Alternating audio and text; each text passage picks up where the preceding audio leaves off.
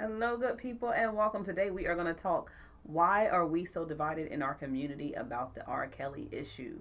So, I am not going to go into the details of the actual documentary. If you haven't watched it, you can go and watch it for yourself.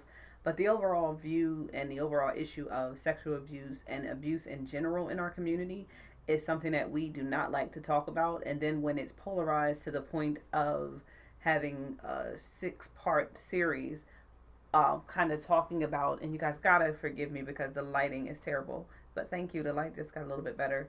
Um, I'm taping during a shift in the sun, I guess. Anyway, so the reason what I wanted to talk about this is because I think there are a number of reasons, but I wanted to kind of really give some background to why I believe we are so divided in our community on this R. Kelly issue. And I want to call the R. Kelly issue not just abuse, but sexual abuse and sexual exploitation of women. And so the first thing I want to say is that the first reason I believe that we are so divided is that we don't believe abuse or abusers. All right, so we don't believe in the concept of abuse because we always proclaim that these levels of abuse that people are describing, or assaults that people describe, are not real, and or we find a way to blame the victim. So what we do is we try to find a way to justify how they got into the position of being harmed. So if we think about physical abuse, when they are examples of children not behaving, it's like, well, if they would have listened to their parent, or if they would have done the right thing, then you wouldn't have had to get that black eye. But the reality is that there are layers to how we may discipline a child, but there's also reasons why, when you are physically, literally physically hitting or hurting a child, it is not actually anything more than abuse, because it's not actually teaching them anything. Because if we were to look at the amount of people incarcerated related to their discipline when they were younger, you'd actually notice that most of them were physically abused. And excuse me, not even just physically abused, but physical discipline was used as one of the methods to discipline them. So the concept that it will keep them in line also is a is discounted by the amount of people. And yes, we can talk mass incarceration another time, but it's discounted by some of the consequences that we see, because we still see people acting out, committing crimes, disobeying their parents, hiding from their parents. And a lot of times this escalated abuse can become how they feel about themselves, and then they repeat the habits in their adult life.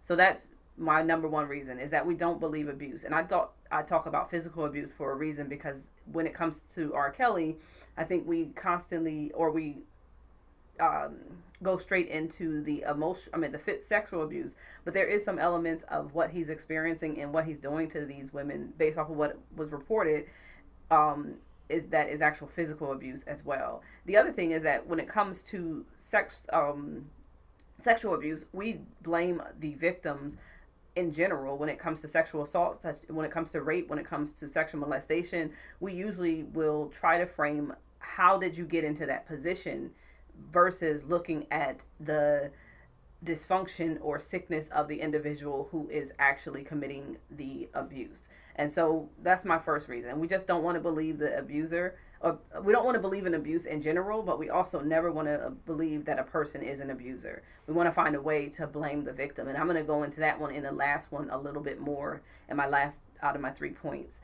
And then the next one is, and I didn't know how to articulate this any better than this, but no ex-slave wants to believe that slavery still impacts them. However, certain behaviors that we actually demonstrate in our relationships, unhealthy behaviors especially, are examples of what was done during slavery. And we can talk about the physical abuse especially.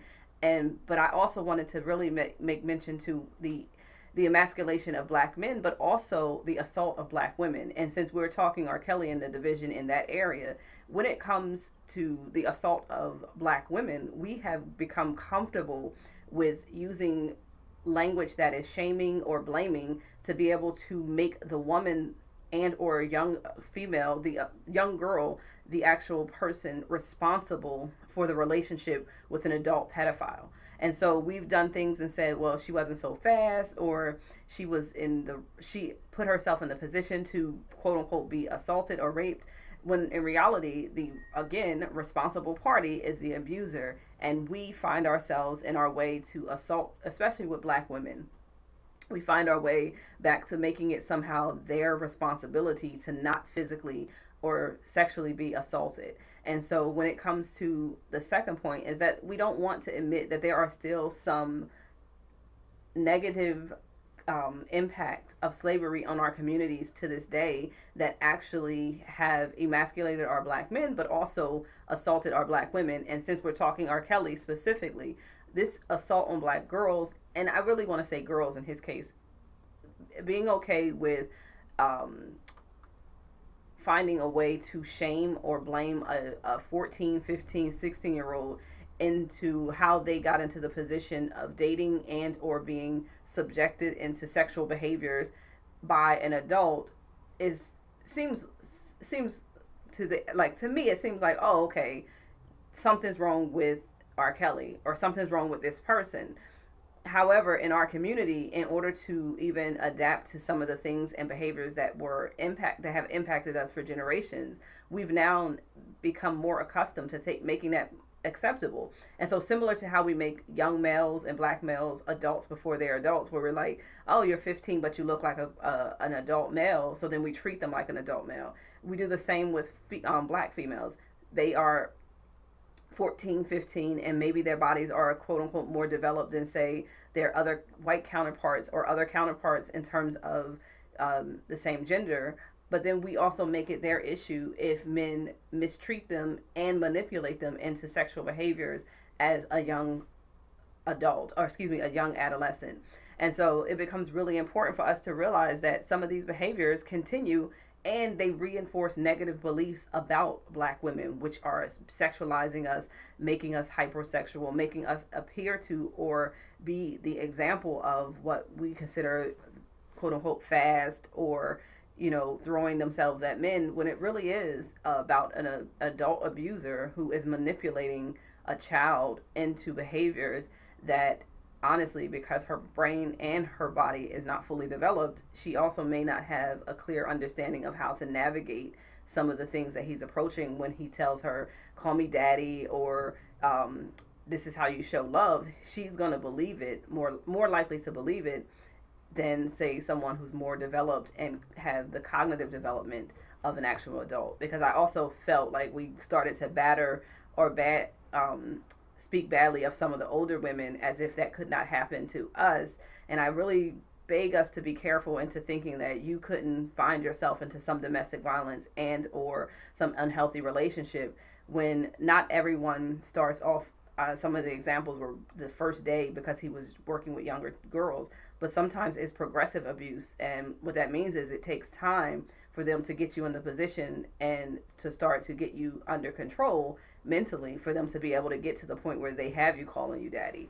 And so, them daddy. And so then just to assume that that would never be you is sort of, to me, just a fallacy, because it actually could be you or could be anyone if put in the wrong position. And then that's a whole nother story, so I'm trying not to go into some of the other issues, because I just wanted to talk about why are we so divided. And the last point is we can't understand, excuse me, I'm trying to read off my points. The last point is we can't understand the concept of don't compare, identify. We have a million different excuses and have made a million different excuses for the men in our communities who have assaulted or abused women. And part of that is we want to be able to excuse the behavior by comparing it to other things, such as, for example, we had people, I saw people on my timeline putting up posts about Bill Cosby or putting up posts about I forget his name, whatever his name is, and just putting up posts about other white counterparts that may have done assaults or have assaulted women. And I don't think anything's wrong with those people being punished or criminals and becoming seen as assaulters or rapists. But I also think it's no point for us to compare, because that in itself does not justify the behavior or excuse what R. Kelly has traditionally been accused of for almost 20 years worth of 20 years worth of damaging lives. And we also have a million excuses as why it's okay for, and we can I'm trying not to get on my soapboxes. We have a million reasons why we have excuses for black men in terms of abusing or hurting black women, when in reality there is no excuse. And again, this goes back to blaming the victim, finding a reason for us to justify our harming or hurting young black girls and black women is part of and has been part of our tradition for years. And it's uncomfortable to say out loud because we have this belief that we want to protect each other and take care of each other, but there are historical moments that prove differently when it comes to black women and black girls being protected. And so I think we have to think about these three reasons why we're so divided and ask ourselves, what can we do to bridge the gap and to change the thinking of our community? And so the first reason I wanted to say is that we believe that abuse or abusers are not real. We believe that, we don't believe for so much that slavery has impacted us or is currently impacting us in any way. And then lastly, we don't understand not to compare, but to identify the problem and to actually know what the problem is in the individual and the individuals in our community so we can make a difference and we can make a change.